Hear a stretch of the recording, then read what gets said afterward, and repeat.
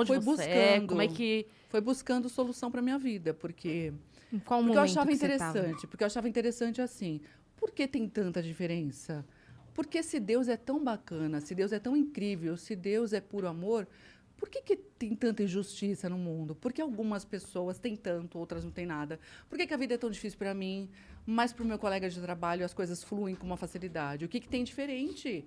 Aí o meu pai tinha muitas crenças limitadoras, porque a gente é uma soma do que a gente viveu e aprendeu. Sim. Muitas coisas do que a gente acredita, a gente não viveu, mas a gente ouviu, principalmente das pessoas que conviveram com a gente. E eu aprendi muita coisa que não era legal com os meus pais, porque eles não têm culpa. Mas eles também aprenderam com os pais deles. E eles só E os pais repassaram. deles com os pais. Então, sabe aquela de ir passando a bola?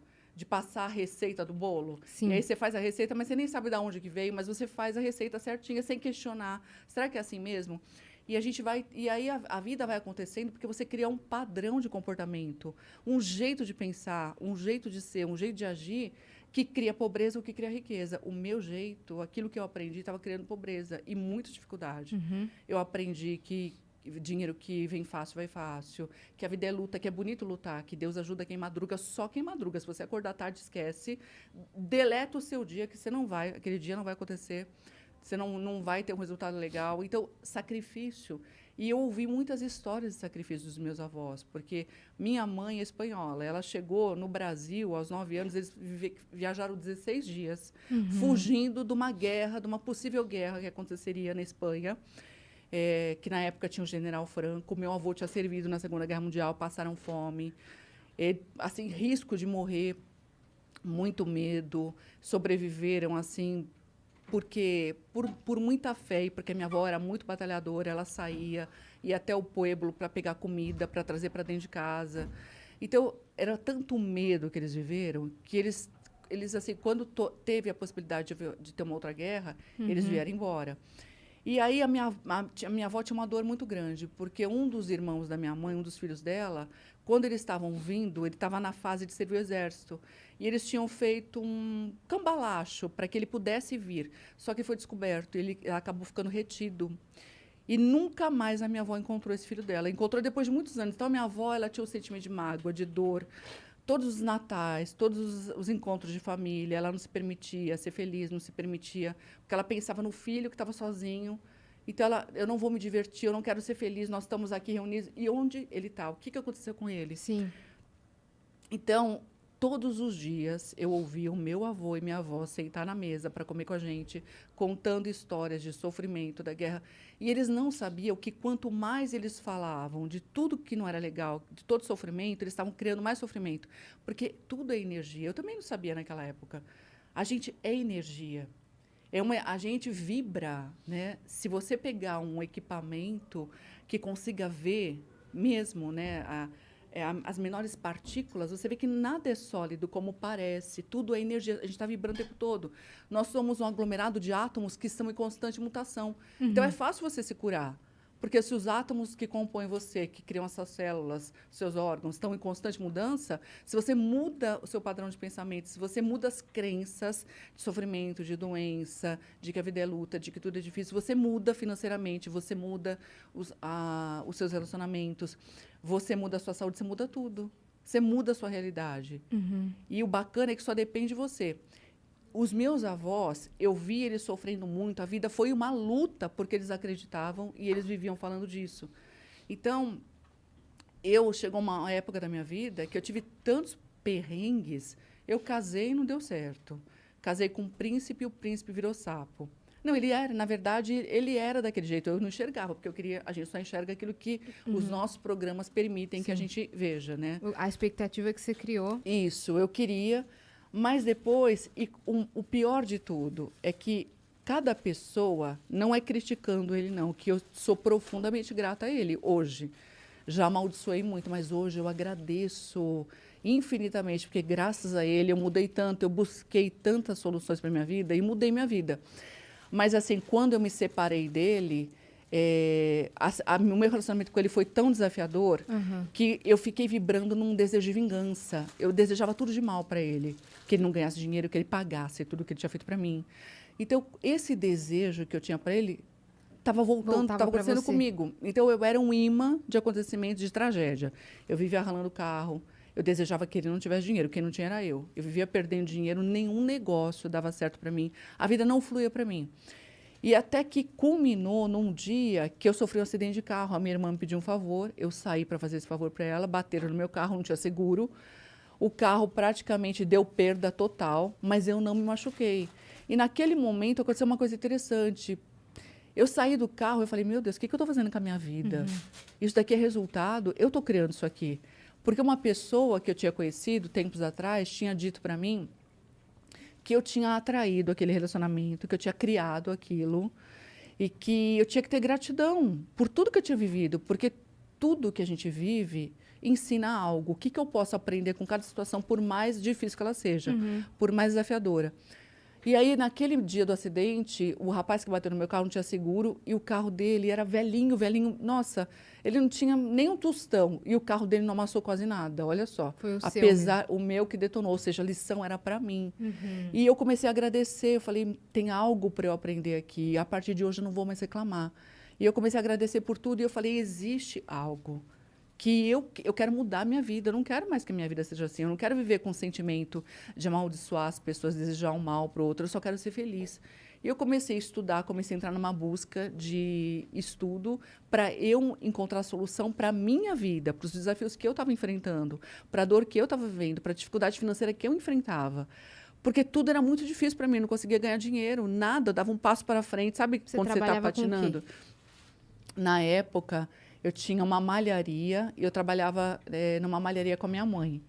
E a gente fazia costura, eu era sacoleira. Eu pegava sacolas e saía para vender de porta em porta. Eu tinha umas amizades que eu tinha trabalhado num jornal famoso lá, que é o Diário do Grande ABC.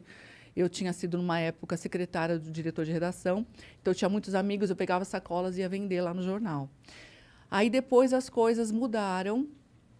E aí surgiu uma oportunidade, quando eu era secretária no jornal Diário do Grande ABC, tinha um corretor de imóveis que fazia muito negócio com o diretor de redação. E ele me convidou para ser corretora de imóveis. Eu falei, não, nunca vou trocar o certo pelo duvidoso, porque aqui eu tenho um salário. Corretor não tem garantia de nada. Se vender, ganha. Se não vender, não ganha nada. Sim. Mas, quando a malharia acabou não dando certo também, e a gente acabou fechando, aí eu lembrei, aí eu fui fazer uns bicos em feira de utilidade, naquela UD que tinha UD, né?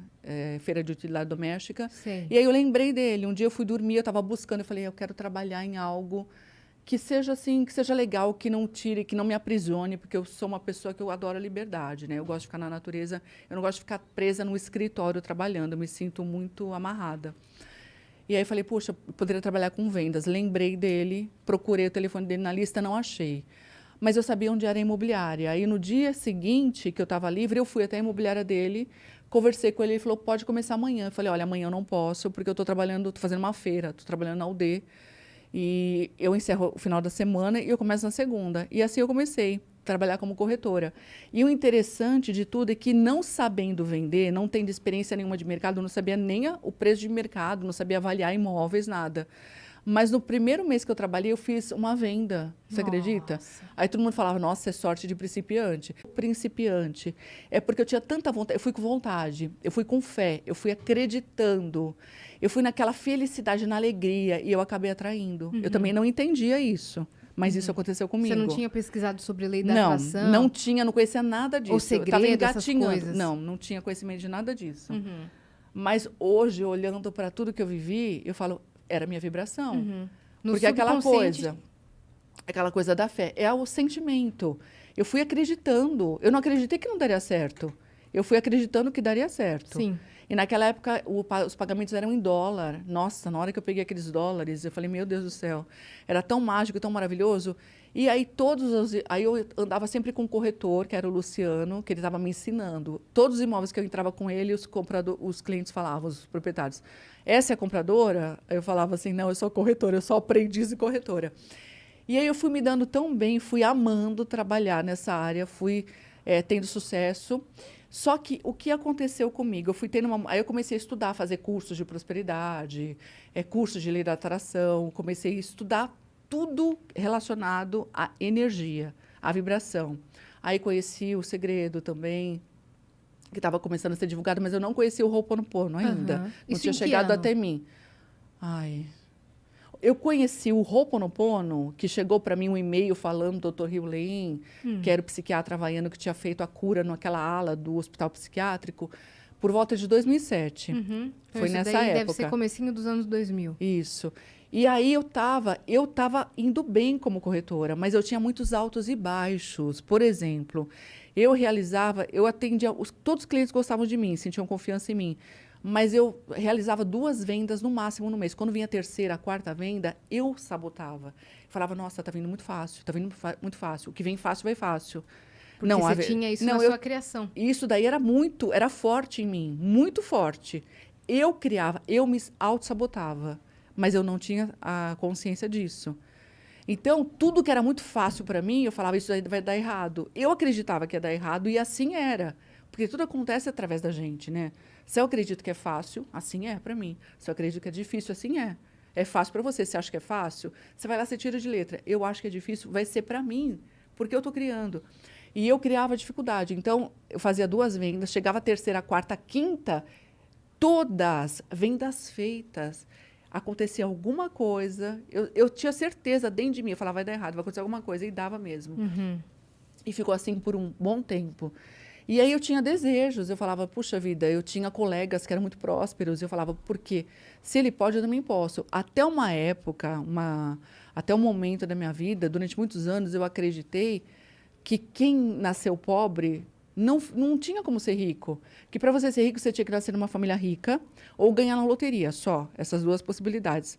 Ou casar com alguém rico. Aí eu falei, acho que eu vou casar com alguém rico. E aí eu queria atrair alguém rico, né? Um homem rico para namorar. E eu atraí alguns ricos. Eu atraí. Só que eu falei, meu Deus do céu. Aí você vai se relacionando. Eu falei, mas eu não quero, o dinheiro não é tudo. Eu comecei a pensar, não, o dinheiro não é tudo. Não me preenche. Não me preenche, eu não quero isso para mim. Mas aí veio uma outra, aí como eu estava naquela coisa de busca, né? Porque quando você busca, é aquele ditado, quando você bate, a porta abre. Tudo é energia e a fonte criadora da qual nós somos extensão, nós somos pura energia. Essa fonte criadora que tem gente que tem preconceito de falar Deus, porque Deus conecta a religião, né? Eu não tenho preconceito nenhum. Para mim, a fonte criadora, que a física quântica chama de vácuo quântico, que é essa energia que está em todos os lugares, onipresente, onipotente, onisciente, sabe tudo, pode tudo, criador de tudo, está em todos os lugares. Nesse espaço que você pensa que é vazio, que você não consegue ver, não existe vazio. Essa energia é puro amor, ela está em todos os lugares e a gente é a extensão dela. E a gente tem todo o potencial dela em nós para criar qualquer coisa. E a gente está criando o tempo todo.